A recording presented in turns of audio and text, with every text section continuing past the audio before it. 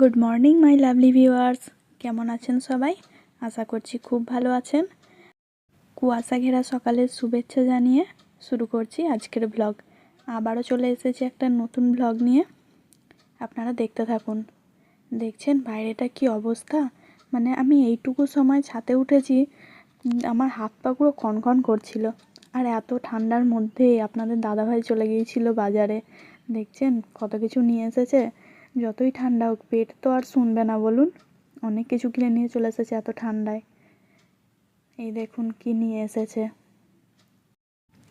এত ঠান্ডায় একটু চা না খেলে হয়? চা নিয়ে বসে পড়েছি দুজনে, একটু গল্প করব আর চা খাবো। যতই ঠান্ডা পড়ুক পেট তো আর শুনবে না কো, তাই খাওয়া দাওয়ার ব্যবস্থা করার জন্য চলে এসেছি। এদিকে আমি রান্নাবান্নাও চাপিয়ে দিয়েছি, আলুটা সিদ্ধ করে রেখেছিলাম, এটা মেখে নিচ্ছি। মাছেতেও ম্যারিনেট করে নিয়েছি, নুন হলুদ মাখিয়ে রেখেছি। মাছগুলোকে এবার ভেজে নেব। আপনাদের সঙ্গে আরও একটা আজকে রেসিপি শেয়ার করছি, মানে যারা একদমই তেল মশলা পছন্দ করেন না, রিচ খাবার পছন্দ করেন না, তারা এটা অনায়াসেই বানাতে পারেন। এই যে দেখুন, আমি এখানে তেল গরম করে নিয়ে তার মধ্যে শুকনো লঙ্কা ফোড়ন দিয়েছি। আমি আজকে যে রান্নাটা করছি এতে অনেকটা পেঁয়াজ লাগে। দেখুন আমি এখানে পেঁয়াজ দিয়ে দিয়েছি। পেঁয়াজটা একটু নরম হয়ে এলে এর মধ্যে দিয়ে দেবো থেতো করে রাখা রসুন।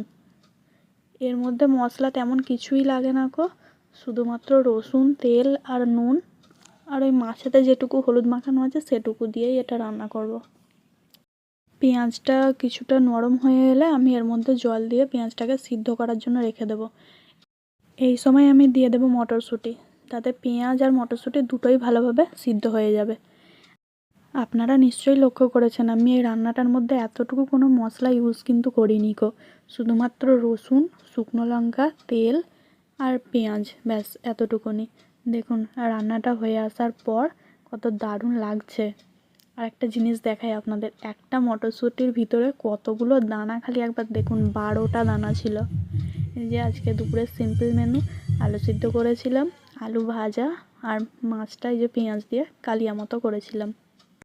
খাওয়া দাওয়ার পর্ব তো মিটলো, এবার বসে পড়েছি মাসকাবারি যে বাজার এনেছিল সেগুলো নিয়ে। এবার এইগুলোকে বের করে এবার সাজিয়ে রাখতে হবে ঠিকঠাক জায়গায়। এই যে দেখুন কত কিছু নিয়ে এসেছে। এত খাটাখাটনি শুধুমাত্র এই খাওয়ার জন্যই বলুন। দেখুন এগুলো আমি বের করে নিয়েছি, এবার এগুলোকে ভালোভাবে সাজিয়ে নেব। একটা কথা কি বলুন তো, জীবনে সঞ্চয়ী হওয়াটা ভীষণই প্রয়োজন বলুন। আমরা যদি মাসের শেষে 500 টাকাও জমাতে পারি সেটাই কিন্তু আমাদের ভবিষ্যতে অনেক কাজে দেবে, অসময়ের সাথী। এবার যেগুলো খালি ছিল সেগুলো আমি রিফিল করে নেব 1 সপ্তাহের জন্য। এখন তো একদমই ঝামেলামুক্ত। এই খালি হয়ে যাওয়া কোটোগুলোকে ভর্তি করাই প্রচুর সমস্যা। মাঝে মাঝে বিরক্তও লাগে, কিন্তু ভালোও লাগে। সংসারে কাজকর্মে আর বিরক্তি লাগলে হবে? আচ্ছা আপনাদের কোন ডালটা খেতে বেশি ভালো লাগে, মুসুর ডাল নাকি মুগের ডাল? আমাকে তো মুসুর ডালটাই ভালো লাগে, কিন্তু কারো কারো আবার অ্যালার্জির সমস্যা থাকার কারণে আবার মুসুরির ডাল খেতে পারে না। তবে মুগের ডালটাও খারাপ নয় গো।